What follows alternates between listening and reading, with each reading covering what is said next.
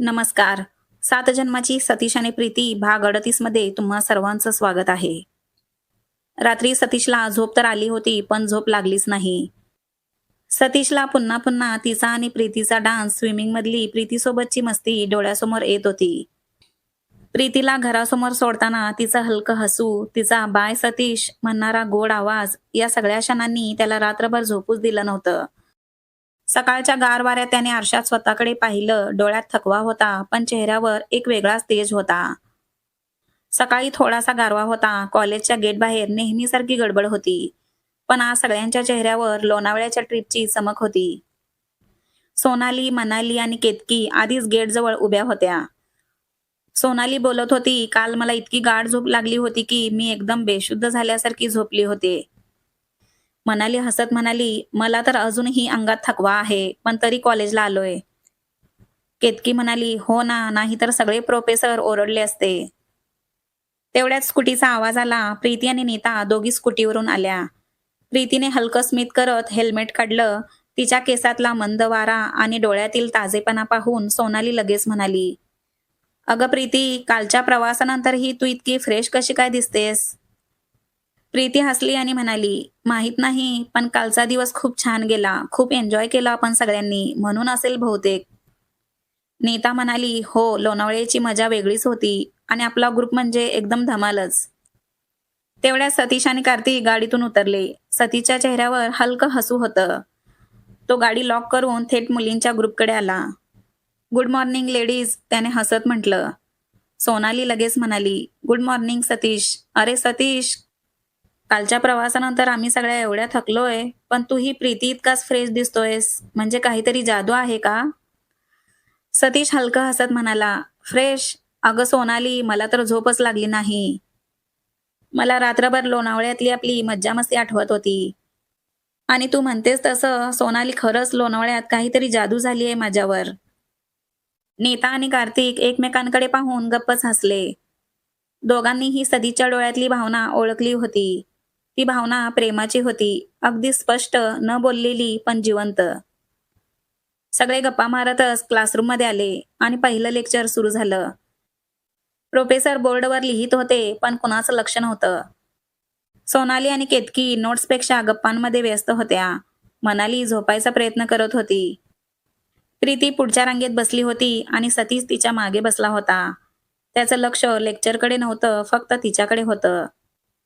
ती जेव्हा पेन खाली ठेवायची, तेव्हा तिच्या बांगड्यांचा मंद आवाज त्याच्या कानात घुमायचा. ती नोट्स लिहिताना केस कानामागे सरकवत होती, तेव्हा तिच्या बोटावरची रिंग चमकायची. तसं सतीशच्या डोळ्यातही वेगळीच चमक यायची. नीता पाठीमागून हे सगळं पाहत होती आणि ती हलकं हसत सतीशला म्हणाली, "अरे सतीश, कसला विचार करतोस? नोट्स लिहून घेतोस ना?" सतीश थोडं भांबावून म्हणाला, "हो, घेतो." पण त्याच्या नोटबुकमध्ये लिहिलं होतं, "प्रीती." लेक्चर संपला आणि सगळे कॅन्टीनमध्ये जमले. सोनालीच्या हातात मोबाईल होता. ती उत्साहाने सगळ्यांना फोटो दाखवत होती. सगळे फोटो बघत होते. ग्रुपने हसणं, खाणं-पिणं, पावसातले क्षण, सतीशचा बर्थडे असे सगळे फोटो ते बघत होते. आणि अचानक एक फोटो आला. सतीश आणि प्रीती एकमेकांच्या अगदी जवळ उभे, मागे धुकं आणि मंद प्रकाश असलेला. सोनाली लगेच म्हणाली, "हा फोटो बघा, काय मस्त दिसतायत दोघं, एकदम परफेक्ट कपलसारखे." क्षणभर सगळे थोडे हसले, पण त्या एका वाक्याने सतीशच्या मनात एक लाट उसळली. तो हळूच त्या फोटोमध्ये बघत राहिला, जिथं प्रीती त्याच्या शेजारी उभी होती.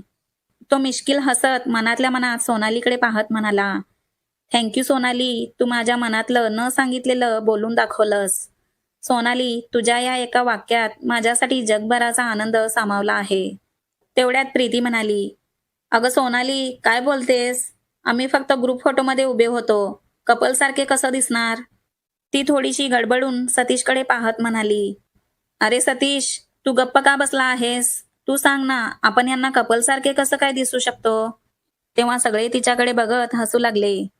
सतीश मिश्किल हसत खांदे उडवत म्हणाला, "अगं प्रीती, त्यांना वाटतंय तर वाटू दे ना, त्यात काय प्रॉब्लेम आहे?" तो हसला आणि प्रीती एकदम लाजून म्हणाली, "तू पण ना सतीश, काहीही बोलतोस." ती केस कानामागे घेत खाली पाहू लागली. "अगं प्रीती, शांत हो. एवढी चिडून लाल का झाली आहेस?" असं नीता प्रीतीला म्हणाली. तसं नाही ग नीता, तुम्ही आम्हाला असं चिडवलात तर कॉलेजमध्येही सगळे आम्हाला असंच चिडवतील, असं प्रीती सगळ्यांना म्हणाली. तेव्हा मनाली म्हणाली, "हो बरोबर आहे तुझं प्रीती. सोनाली तू लक्षात ठेव, इथून पुढं असं काहीही बोलायचं नाही प्रीतीला." "हो गं बाई, कळलं मला. परत मी असं काहीच बोलणार नाही," सोनाली लगेच म्हणाली.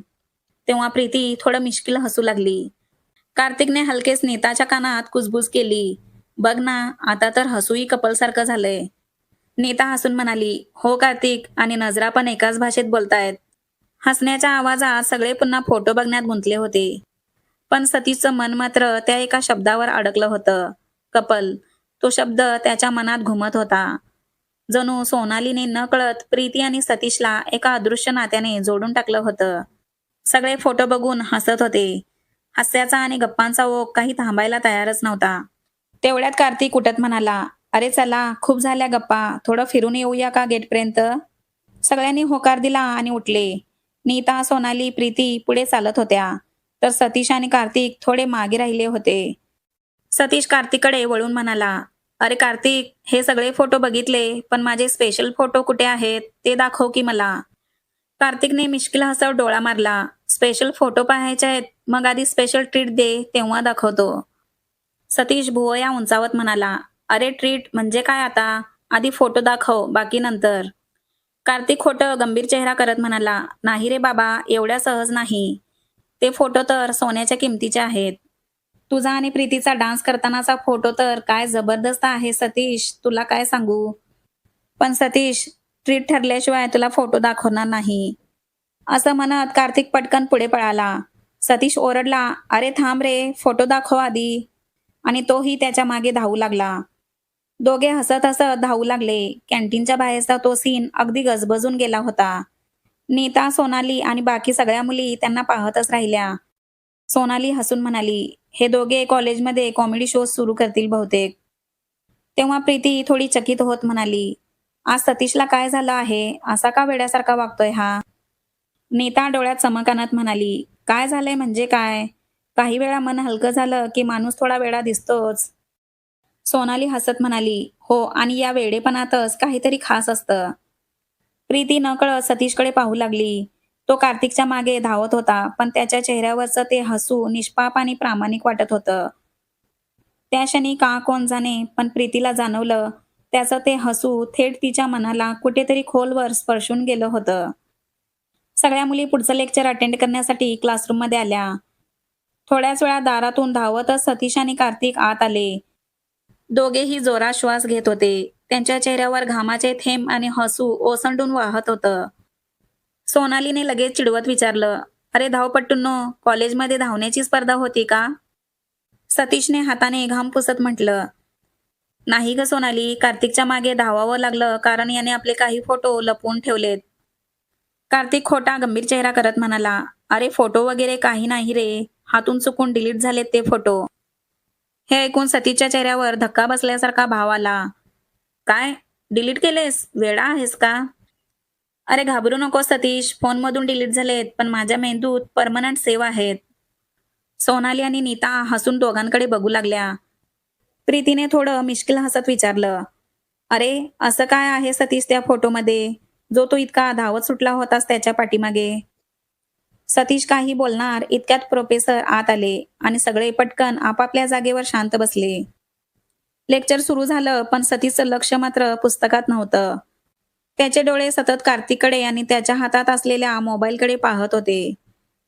आणि मनात फक्त एकच विचार होता, "अरे हा मला फोटो दाखवेल की नाही?" त्याने हळूच पेपर पुढे सरकवून कुजबुज केली, "अरे कार्तिक, दाखव ना फोटो. लेक्चरमध्ये सरांना काय कळणार नाही."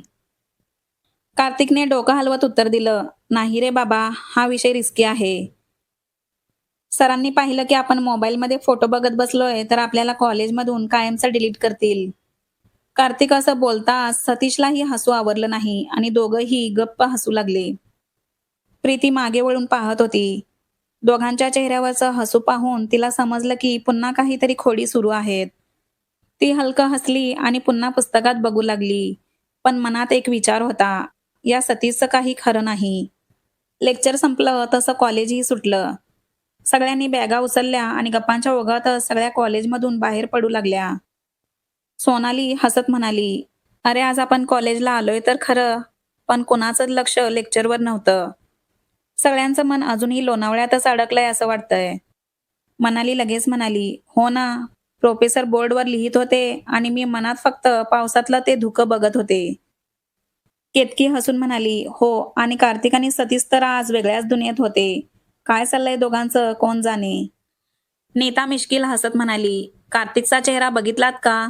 काहीतरी गुपित लपवतोय असं वाटलं मला. तेव्हा प्रीती लगेच म्हणाली, काही गुपित नसेल ग, काहीतरी गंमत सुरू असेल दोघांची. असं बोलत त्या सगळ्या निघून गेल्या. पण सतीश आणि कार्तिक अजून कॉलेजमध्येच बोलत उभे होते. सतीश कार्तिककडे पाहत म्हणाला, अरे कार्तिक, आता तरी दाखव ते फोटो.